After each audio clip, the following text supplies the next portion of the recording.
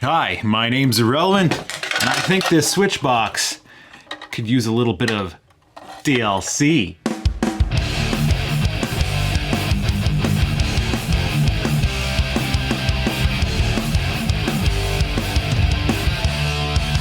So, to the best of my knowledge, this is an old Amalgamated electric 30 amp switch box.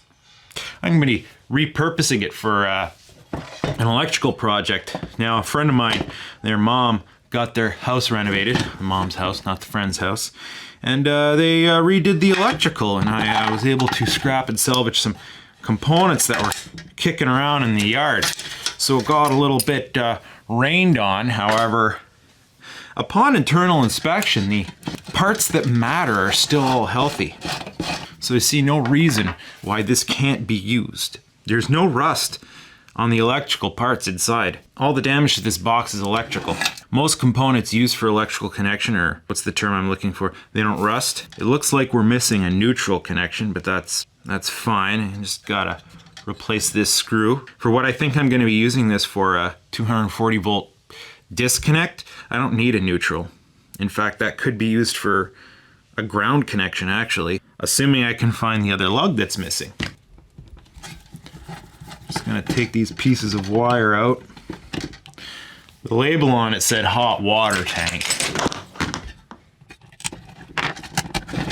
This is 75C insulation 12 gauge Northern Electric. It is old school. Now I need an app to remove these half inches. Oh, that's a nice nipple. Or bushing. It's nice salvaging some nice components. Like, a lot of this stuff's useful here, like, to me anyway. There's dust and debris coming off of it, as is the usual MO for this kind of situation. Okay, now I get down and around here. Oh.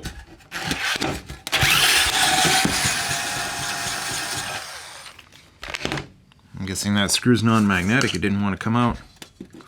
Okay, so we have a few. Oh! This is the ground. Actually, that's the bonding screw. I don't know who installed this, but the bond to the box should have been done somewhere else, unless they just used this as the ground point. Chances are this was a 240 volt circuit, so it had two hots going through and a ground, no neutral, and they probably used this point to ground the box. Now this is gonna lift right out.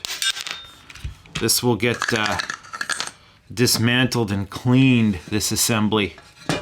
Yeah, this switch is in perfectly good condition, just needs a bit of a cleanup. Then we have this box. Now, taking this apart, it's pretty straightforward. We need to go in there with some pliers. Can try these ones and bend these out of the way. You don't want to make a habit. Oh, there's a ground lug. Okay. You don't want to make a habit of bending these things in and out, but once or twice will be just a-okay. Now, bear in mind, you shouldn't, for proper electrical doings, you shouldn't be repurposing old rusty boxes, especially if this is residential and you're trying to do it up to code. I'm not a licensed electrician, but I have the necessary skills and knowledge to rebuild this.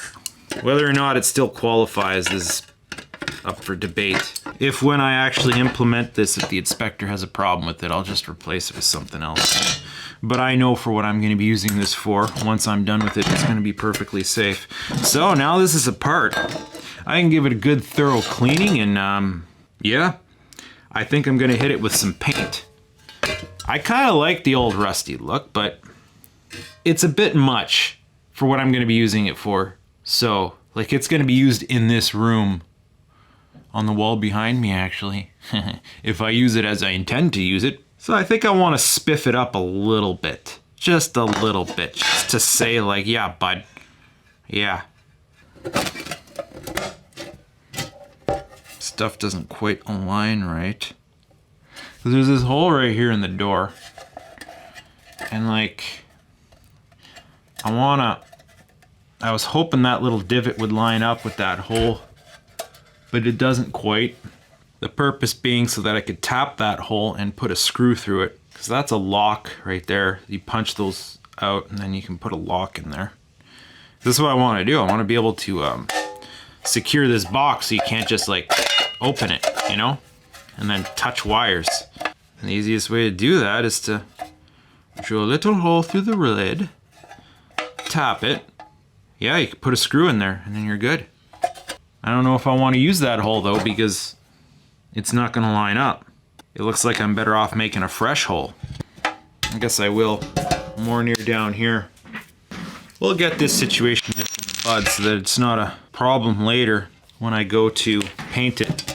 Now bear in mind, it's another potential rule I'm breaking. I am modifying this box.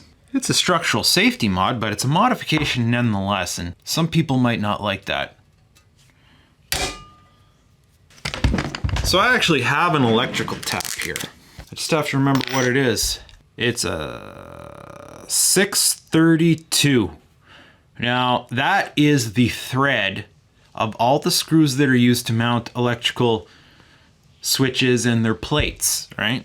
So, you know, if you have a little enclosure box in your wall that you mount your switch into, the screws, they're 632. And I keep this tap around to rethread those, because how many times have I went to fix an electrician's work or a so-called electrician's work and they just kind of cross-threaded that screw in there, you know?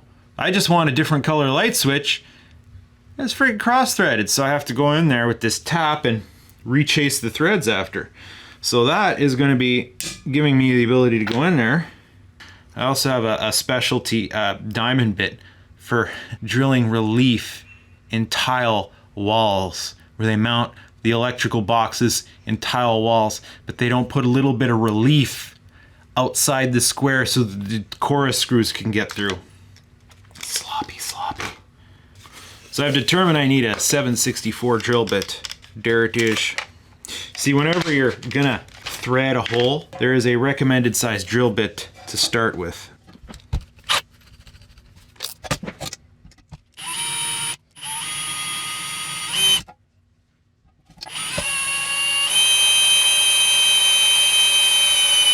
All right, that's done. So we'll be using a common 632 screw to secure this. However, the outer hole has to be larger. Let us find a 632 screw that fills the bill. I'm trying to remember if this is the same thing as computer coarse. Well, we're gonna start off one step at a time here. Actually putting that hole in there. I'm gonna do it the cheater method and put this in the drill chuck, which is something you didn't used to be able to do. You didn't used to be able to accurately tap with a drill until they came out with these nice brushless motors that gave you a lot of torque at a really slow speed.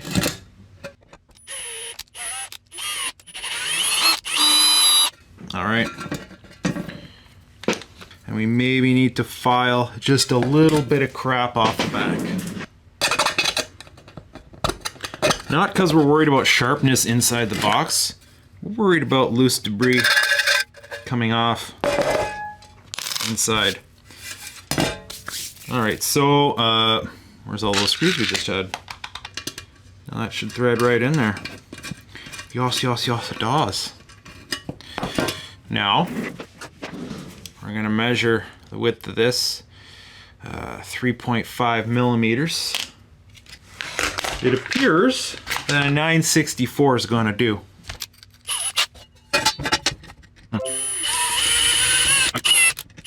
It's pulling me. There we go. Finishing work. Oh, look at that. Perfect. That's good out there. Inside needs the file.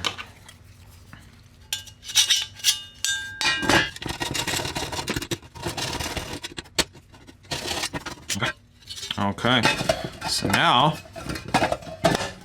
we're going to have the ability to bolt this door shut. There you go, the screw goes through there nicely. It finds its hole. And she snugs. Now we don't want to over torque it because it's thin metal and it's mild steel, so you screw it too hard, it's going to strip. It's funny because usually it strips first, then you screw it. Yeah. That's what I thought.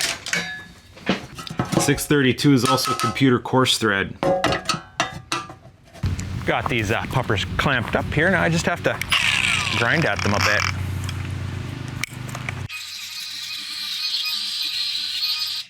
It is working better than I expected. It actually took the paint right off. I'm gonna have a nice surface to paint to.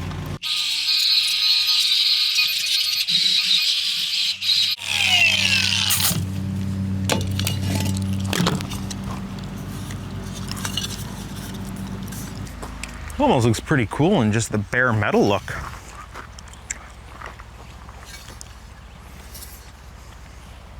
What do you think?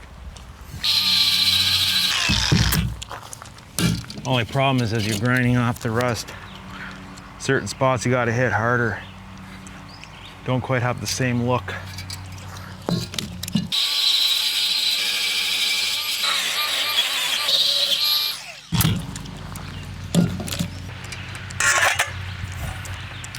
Now we're pretty much done. Nice shiny silver box. Almost putting it on the wall just like this. I have some class and style to it. I don't think these bricks are gonna go anywhere. Look at that. I don't care if I get some overspray on the bricks. And I found a dull gray rust paint, which is the perfect tone for this kind of a box. Whichever way the wind blows, right?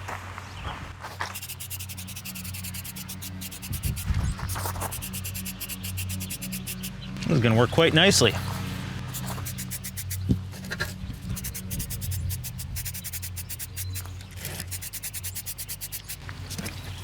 This color really matches the original. This thing's gonna look brand new.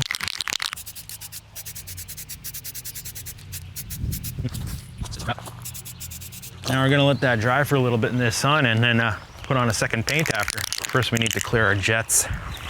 Always turn your paint can upside down and blow it till no paint comes out. Otherwise, the paint that's in the nozzle is gonna harden and clog your nozzle. Pro tip if you want your spray paint to last. On a more complicated note, I wanna make this lid red, but I do not have red spray paint. But I got this leftover shed paint, and I didn't bring a tool to open it. That's awesome. Found an old nail sitting on the ground. Oh, is that even gonna work? Not for a lid that's been sealed on for a year.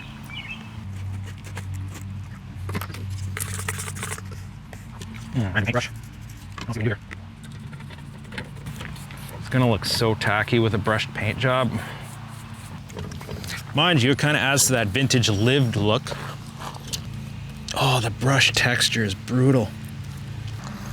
No offense, but this thing might be frig ugly. Hey, my fly's down again. At this point, I'm literally standing here watching paint dry. All right, we're back. It's about an hour later. That spray paint color I put on this box, it looks perfect. It looks like a brand new electrical box. Brand spanking new, it's awesome. This guy, on the other hand, looks like he was painted by a kindergartner with crayons. I tried to see if I could sand it and smooth it down a bit, and it is possible, but at the same time, it's pulling off more. So I'm gonna just kind of go with it. It's gonna have an interesting texture, but whatever, it's gonna be functional. Add some character. In the meantime, I found what I believe is a slightly finer, smoother brush. Maybe get some better brush strokes on it. Why is it spraying chunks of black?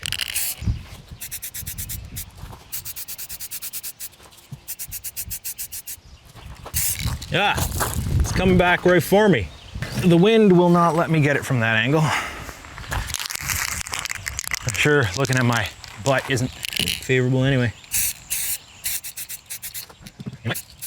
Cut and print. Remember to invert the can and clear your nozzle. The rustic look. I could see myself one day possibly pulling this cover off and repainting it. Fortunately, you can mount this box, put it into operation, and get the cover off without having to disconnect. So it won't be that big of a deal to just pull it off and redo it one day. Part of the problem is this paint is too thick of a consistency. I don't think this brush is going to make that big of a difference. No, not really. I just used another brush for nothing. It has a finer texture to it, so it won't look as obnoxious.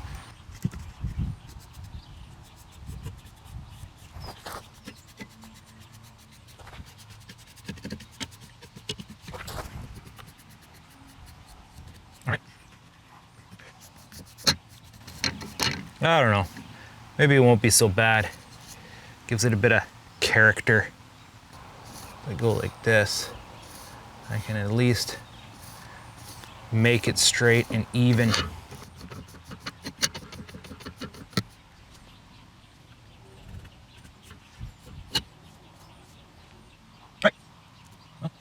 So shortly after I came in from doing the yard work, I had this brainstorm how I could get the paint to cure a bit faster. I ended up coming up with this thing.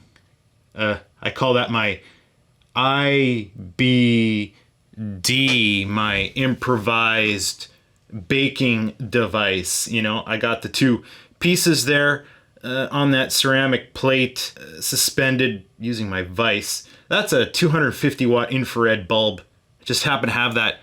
Not sure where I got it from. It's been around since I was a child. Got a spare octal ceramic socket.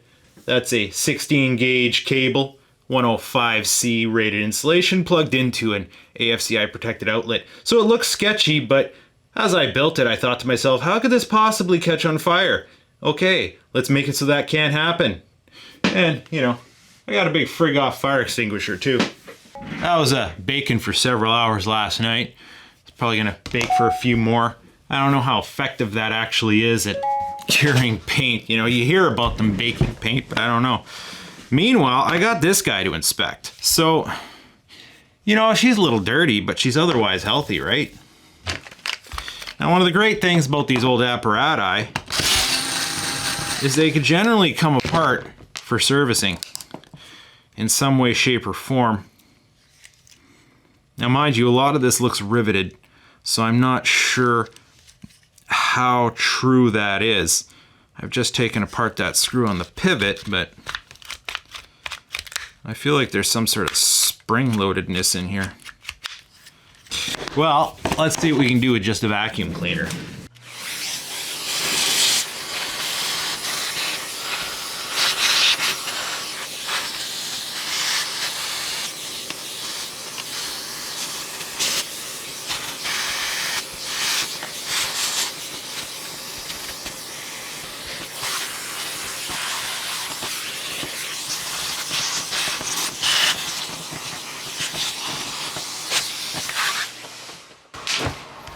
Well, that's better than it was. Now, the electrical contacts seem good. It's a little bit dirty in here, so I wish I could take this off, give it a bit of a scrubbing. Oh, I think I see a place to push on the pin there, down underneath. Just need a pokey bits. There we go. There we go. All right, now where's the spring action in this? Oh, there is no spring action. Oh wait, there is. It's right here in the middle. Look at that. Look at that. Okay, let's give that a wipe down. Give that a little rub down, bud. We're gonna be able to re-grease all this after.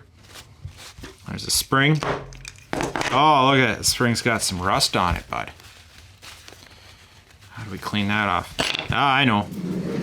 This is gun cleaner, but it's also an excellent cleaner for metal parts because it will remove grease, and it also is, you know, a rust inhibitor. So you can clean metal parts with it.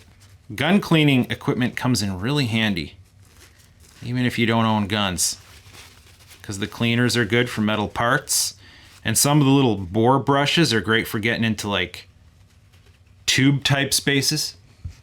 Oh, it's as good as that's getting. Okay, with the needle nose, you can take a piece of paper towel, wrap it around a needle nose or a tweezer like so. And then, you know, becomes a nice swab for getting into tight spaces. Well, as long as we clean up these contacts, we're gonna be good. Fresh and healthy. Then there's just enough room. We could probably jam it down this hole here.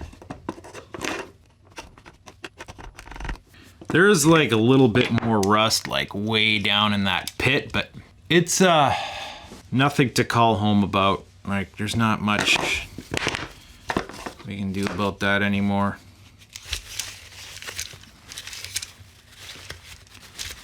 Well, you know, it's not perfect, but a lot of this is going to be hiding inside, so we're not going to see a lot of it. Hey, we should give this a nice wipe down now.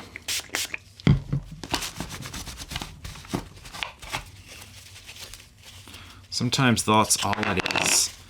Like, I'm not doing a really wicked restoration here, just basically cleaning it up, giving it a little bit of a polish so it's all nice and functional.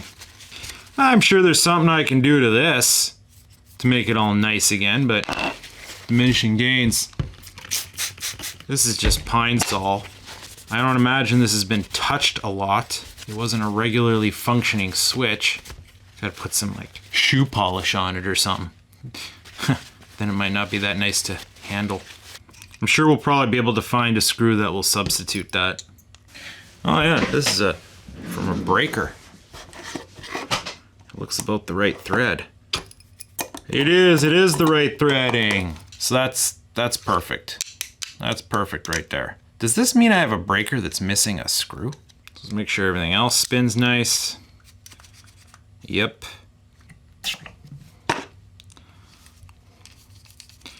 Go figure. You played with these in grade school. Go figure one day you might actually use a pipe cleaner as a cleaner. Oh boy. Isn't that a novel idea?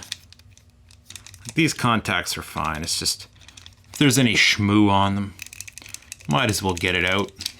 All right, well, I'm pretty much happy with that as it is. So now, got this plunger assembly that goes in here. Right, plunger assembly. Now, we got some crystals we have to make sure we put in here.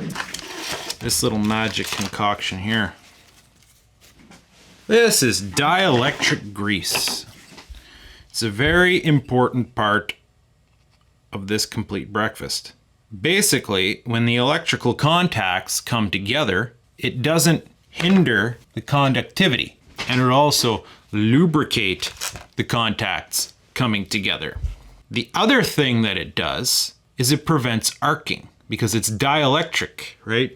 So it is a kind of insulator. So basically, until the actual the metal parts mate, it prevents, you know, voltage from sparking across them and burning them. There's just a little dab on the plunger, and we might put a little bit on the pin that goes through the hole. Lubricate all the parts, lubricate all the parts so that they can move nice. Oh, you know what? I can feel I didn't clean that little hole. Once again, pipe cleaner for the win. Okay, now let's put the pin through. Right, and then we will seat it down in here.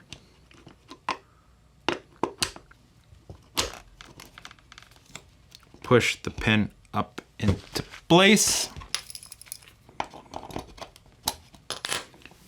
Put the screw in.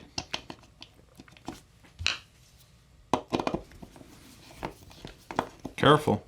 Oh, I was afraid of that. Oh yeah, it's got no more bite. So I need to replace this screw now. Well, let's go see what we have in the hardware department. Yeah, okay. How about something like that, but smaller?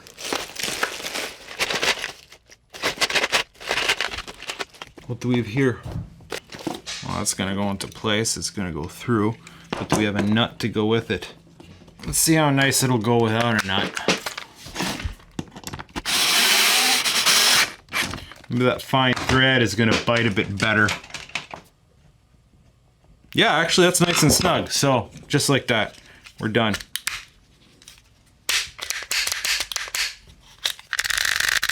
I've really revitalized it because I swear the switch assembly felt looser before.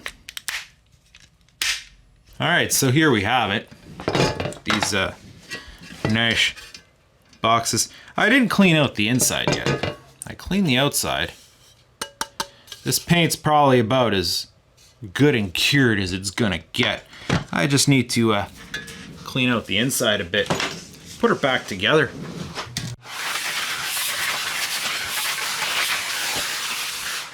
Light vacuuming or heavy vacuuming.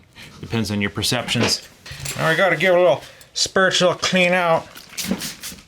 That's just some pine sol mix. Good, we got this ground screw here. Not sure if I'm gonna need that yet. So there's still a little bit of rust in here. Like as long as it doesn't get worse, which it's not going to now because it's gonna be in a dry environment. So the hinges are these weird little things that I wish I'd polished that up. Maybe I should go soak these things in CLR for a bit and then get back to you. In the meantime, I can get this screwed back into place. Oh, I forgot there's greasy spots. I just put my finger in it. Now my finger's a little bit greasy. Okay. It's funny there's no pivot point up top. Like usually these things kind of jam into a spot and then pivot down, but there's none of that. There's nothing holding it at the top of the box, and there's really only one screw. I'm gonna go manual doors on this. Oh, that screw sticks out a little bit farther than I'd like. I don't like that. That's an adjustment that I need to make. Because you try to stick this to something, that screw's gonna bullocks it up. They don't give you much depth on these feet here. It's definitely sticking out more than the feet itself. Let's see how the brass screw. So this brass screw here, that's typically the neutral bus. And what this is gonna do is it bonds the neutral to ground. I don't know if I should bother getting to the finer points explaining what that does, because that has to do with electrical theory. But at some point, you bond neutral to ground, and it's usually at your first point of disconnect. So it's going to happen in your main panel if your main panel has a main breaker, or it's going to happen in your safety switch if you have a main cutoff switch before your panel. That one sticks out even more. That's no good. That means I'm likely, when I mount this to something, I might want some washers to shim it out. I guess I'll cross that bridge when I come to it, because I could just subtly grind those down. Now this guy is the situation where there are bits of paint that need to come out. So we're just gonna razor on those. Paint is still a little bit soft, or maybe it's just the latex aspect of it. It's wall paint, so it's not designed to be particularly hard. It's supposed to be washable. It almost feels rubbery. Oh, I went a bit too far right there. How disappointing, eh? Now let's see how well the switch fits through now. Oh yeah. There's a little bit of chafing in the corner. I'll have to make a subtle correction. This corner right here. Making that corner look ugly is what I'm doing.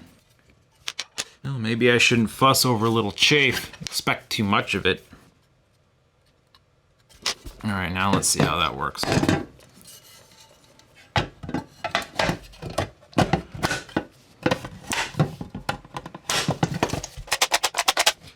You know what? I think it's gonna be good enough. Now I just have to get those hinges sorted. Now I had a screw set aside to go in this hole, because that's all nicely drilled and threaded. It's gonna chowder the paint, unless I find a little washer to go with it. I might have a screw with a washer that'll work well. Let's go consult the hardware department. A screw with a washer. A screw and a washer. Here's a washer. That's the right size. Here's a screw. That's the right size. Here's a cuter screw that's the right size. Let's see here. A little washer and a plain Phillips screw. Get it in that hole. And that'll work. That box is now theoretically locked, so it won't be super easily accessible by curious fingers. Not that I have any curious fingers around. That looks pretty good. Now it's just a case of doing something about those hinges. All right, so it's the next day. I soaked the little hinges for a couple hours, and then I brushed off the rust. I soaked them in CLR, and I brushed off the rust. There's still a little bit of patina in here, but good enough. Good enough.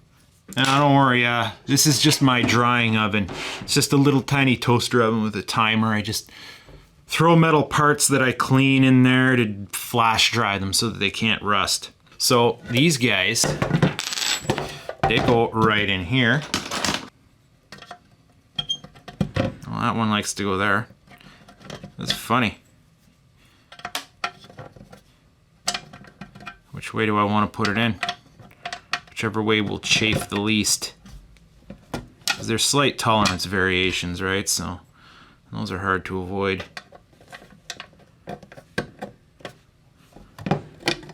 There you go. Yeah, that lid's totally gonna grind up against the bottom there, but can't be helped. Alright. I don't know why I'm being so careful. I got to bend those poppers back into place.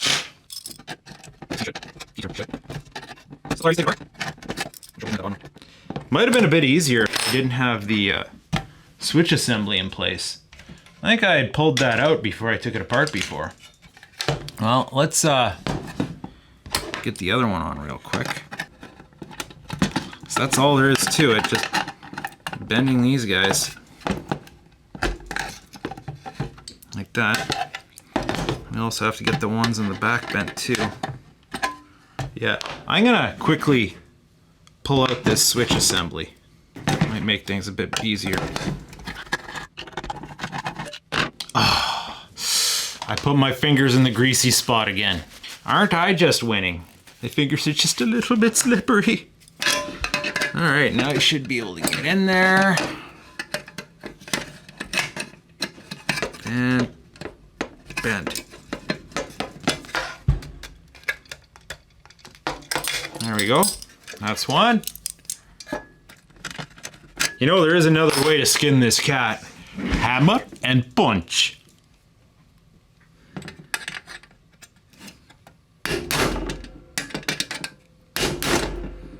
Yeah, that bent her right good, bud. There we go. Bend. Bend. That door is going to stay in place now. Now, without touching the greasy spots, let's put the switch assembly back into place. Let's see how this door works. This door works good. Oh, look, I scratched the paint over. That's how fragile it's going to be. Oh, it's scratching on these hinges, or these things here. Wow. I knew the paint was going to get screwed up by the hinging action, but I didn't think it was going to happen that way. Oh well, this guy. That guy's a bit gapped. That should be an easy fix. There we go. That looks like it'll do nicely now, because I will be using a 1/2 inch and I most likely will put it through that hole. So there we go. Now we just put the little finishing screw into place. to lock it closed because it's going to be used in an area where it technically should be locked. If I use it as I plan on using it. I feel like the paint is still, well, let's face it, that paint isn't going to be as heavy duty as what was originally on there, but oh boy, that looks way better than it did. Look at that. Isn't that just nice?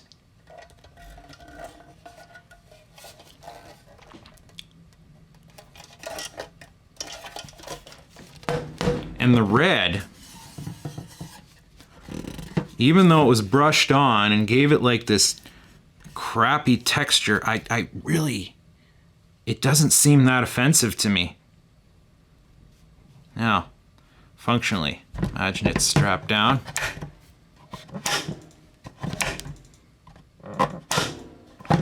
That switch works good. Hey, just for the lulz, let's open her back up and do an impedance test on it, because that is a thing to consider. It's one thing to have a switch that's functionally good. It's another to have it actually be good. So I'm gonna want some scrap pieces of copper wire. Now, it's one thing to just go ahead and put a meter on those contact points and call it good, but it's another thing to actually put a wire on those contact points to find out how this thing actually will perform electrically. So I'm gonna go ahead and line load. They're labeled.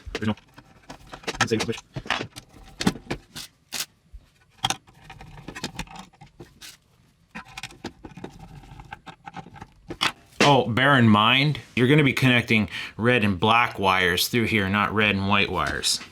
Now, the first thing I'm noticing on this function test is this one here is bottoming out before it's securely clamping this wire. It's a good thing we do stuff like this instead of, actually going to install the box somewhere and finding out we have these problems after the fact. Well, the first thing I'm going to do is take measurements to compare it to the other side. I did find one screw that's longer, and I can't remember where I pulled it out of. Maybe we have a wrong screw in place here. Maybe this longer screw came out of this side. Yeah, I think that's what's going on. For some reason there was a shorter screw in here, and it looks like these lugs all have longer screws, but when I got this box, there was a screw missing from the neutral. Now, chances are the system that this came out of didn't have a neutral there. So they must have lost the screw and took one out of the neutral that was shorter, put it onto here, and that's why this problem was caused. On that note, I am going to take some 14 gauge ground wires and see if they'll clamp into these here. Because where I'm going to use this, I'm more likely to use this terminal to connect the ground through, right? The box needs to be grounded. And this center lug here connects the neutral to the box, which you're not supposed to do if there's actually neutral on there. But in this case, I can use these as lugs to pass the ground connection through, and then this bonding screw will bond the ground to the box. All right. So all our wires are connected. They're all tight. So that function checks this physically. We know when we go to use it, all the wires we're going to install will fit correctly. Assuming we use 12. Well, let's do a little bit of milliamps. So let's connect dish one and to dish one and turn it on. It helps if I put the crystals in first. Hold on. All right, let's try this again. These two wires are connected and 0.3. So, no real load impedance. Let's try this side. Looks good, bud. Now let's try the ground pass-through or the neutral pass-through. That's good. Now with the bonding lug in place, let's try neutral to ground. Oh, a little bit more there. But then this screw might not be it. Oh, see, if I touch the screw a little bit, that screw's just not tight. So that is something we might re-meter. If we test to the lug, we're good. And if we test to perhaps on the back, a screw that's more tighter, we're good. So the box is correctly ground bonded through the neutral ground bond screw. For all intents and purposes, this guy is repaired, and now it's tested, and assuming its design still passes code, or I should say pass inspection, it is ready to be put into service. Off, on, off, on, off, on. The little red switch box is ready to go. Thank you for watching. 12 and 14 are the two most common gauges in a house. More so 14. 12 is for 20 amp circuits. So in newer households, you're gonna have a bunch of those running to the kitchen. Sometimes it's also used in water heaters, baseboard heaters, and air conditioners.